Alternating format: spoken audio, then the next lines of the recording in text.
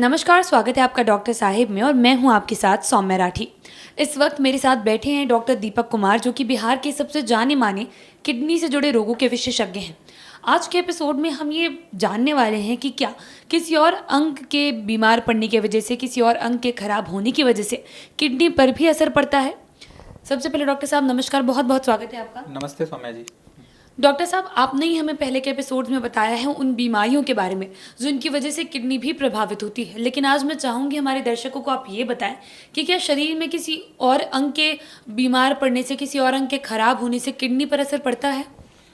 बिल्कुल पड़ता है। अगर सबसे मोस्ट इम्पॉर्टेंट ऑर्गन्स की बात की जाए तो हार्ट, लिवर और फेफड़ा, ये तीनों में अगर डैमेज हो तो लंबे समय में जा कर के ये किडनी को भी डैमेज कर सकता है। देखिए, हमारा जो शरीर है एक मशीन की तरह, एक हमारा शरीर भी एक मशीन है। मशीन में भी जैसे बहुत सारे कल पुर्जे एक दूसरे से जुड़े होते हैं, तो उसी तरह से हमारे शरीर में जितने भी मेजर ऑर्गन्स हैं, जैसे heart, lungs, liver and kidney, ये कहीं ना कहीं किसी न किसी रूप से एक दूसरे से ही जुड़े होते हैं। एक दूसरे के स्वस्थ होना जरूरी है सभी को प्रॉपर फंक्शनिंग करने के लिए।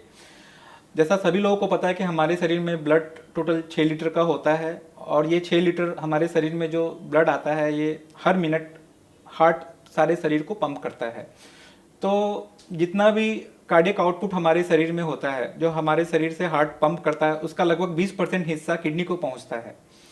तो अगर हार्ट की पंप करने की कैपेसिटी किसी कारण से कमज़ोर हो जाती है, चाहे उसको हार्ट अटैक हुआ हो, या फिर वो ठीक से कॉन्ट्रैक्ट नहीं कर पा रहा हो, या फिर फेफड़ों का प्रेशर बढ़ता चला, सीओपीडी के मरीज में फेफड़े में के जो ब्लड वेसल्स है उसमें लंबे समय तक प्रेशर काफ़ी बढ़ा हुआ, जिसके कारण किडनी को ब्लड सप्लाई जो 20% कार्डियक आउटपुट का मिलना चाहिए वो नहीं मिल पा रहा हो, तो किडनी को पोषण तरीके से नहीं मिल पाता।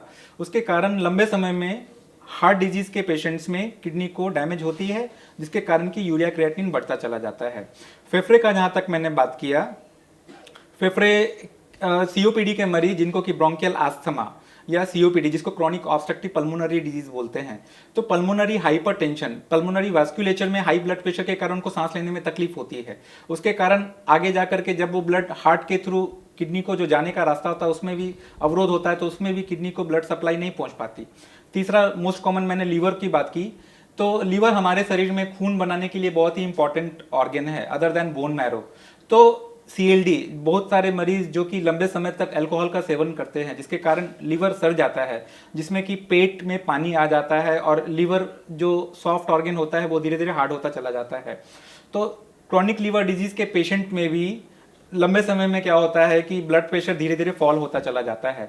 तो हमारे शरीर में किसी भी ऑर्गन को प्रॉपर न्यूट्रिशन मिलने के लिए ब्लड प्रेशर 120/80 के लगभग होना चाहिए।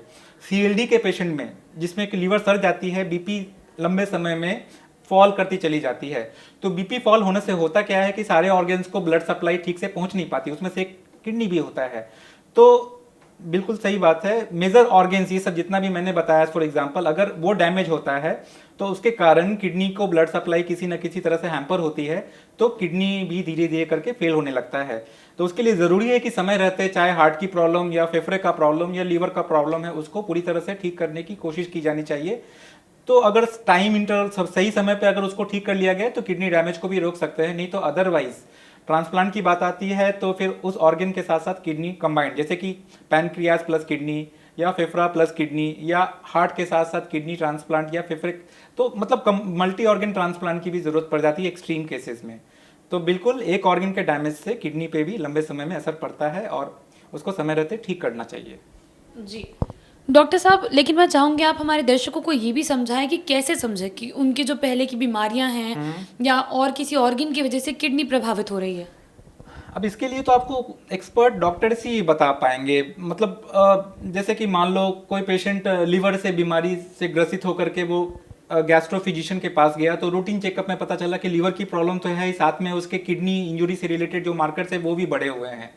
तो उसके लिए बहुत सारे क्राइटेरिया होता है, जैसे कि हिपैटोरिनल सिंड्रोम इसको बोलते हैं। तो उसमें मेडिकल में टर्म में बहुत सारी क्राइटेरिया होता है, जैसे कि शॉक नहीं होना चाहिए, क्रिएटिनिन बढ़ा हुआ हो, सीएलडी मतलब कि लीवर सड़े हुए, लीवर मतलब अल्ट्रासाउंड के रिपोर्ट में ये पता चलता है कि लीवर फाइब्रोसिस हो चुका है। तो ये थोड़ा कॉम्प्लिकेटेड है, उसके लिए मेडिकली डिफाइंड क्राइटेरियाज हैं।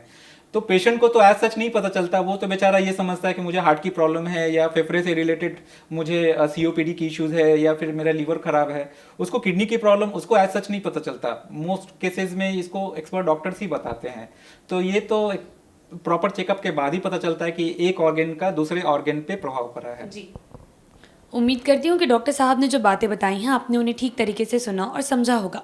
इसी के साथ जल्द मुलाकात होगी अगले एपिसोड में। तब तक के लिए अगर वीडियो को फेसबुक पर देख रहे हैं तो पेज को लाइक करें, यूट्यूब पर देख रहे हैं तो चैनल को सब्सक्राइब करें। कमेंट सेक्शन या मेल बॉक्स के माध्यम से आप बता सकते हैं कि डॉक्टर साहिब से आपके और क्या सवाल हैं। धन्यवाद।